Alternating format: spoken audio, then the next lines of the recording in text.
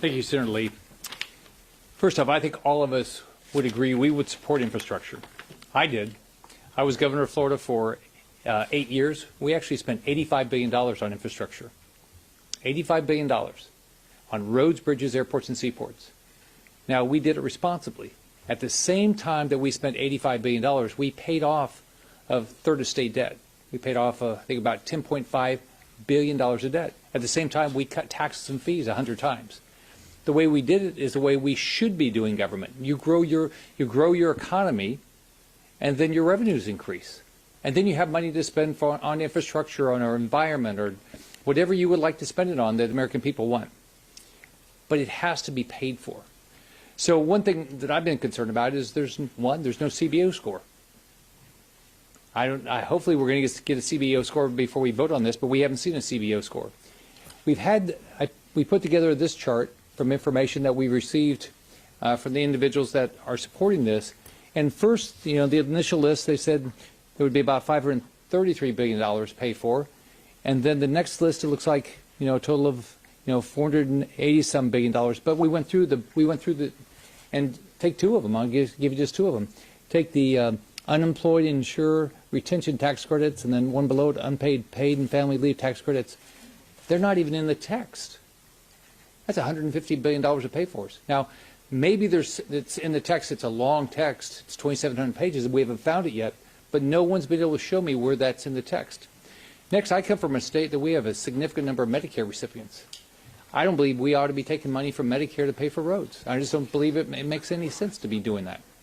And so I can't support that we would take money from, and by the way, whether it's the Highway Trust Fund, which is basically bankrupt, and Medicare Trust Fund, which is supposed to go bankrupt in the next few years, we shouldn't be taking money out of these programs. We also know that we've seen significant inflation this year. Now, we all know that inflation is caused by reckless government spending. And so this is not going to be paid for. This is not money we have in the bank. This is going to be paid for through borrowing. I've proposed, why don't we not spend this money unless we collect it first? Why don't we not spend it if we see inflation as a result of it?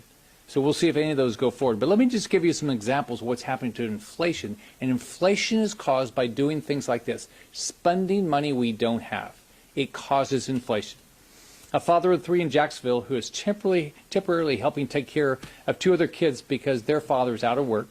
He's been working a second job driving Uber to pay for the groceries of additional kids. Well, now what we've seen with gas prices are up $1 a gallon. We've seen his Uber job be less and less profitable as gas prices continue to go up. A mother of four in Wauchula said that she used to be able to go to the grocery store and she would spend a certain amount every month for groceries. She was able to spend about $200 a month for meat to feed her family of five, and now she can. I mean, the $200 will not go far enough to pay for this. And it's all because of inflation, and inflation is caused by reckless government spending. I grew up in a very poor family. We lived in public housing. I watched my mom struggle to put food on the table. I remember where she would take in ironing, and my older brother and I would have to, whatever money she made, we'd go to the grocery store, and she said, "You can't spend more than this. This is all you have."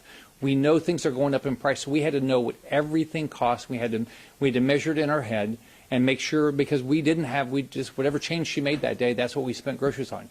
That's going on all across this country. Families are struggling. 87% of Americans are worried about inflation right now, and they're changing their buying habits. We have got to stop this reckless spending, live within our means. This bill is not paid for, and that's wrong.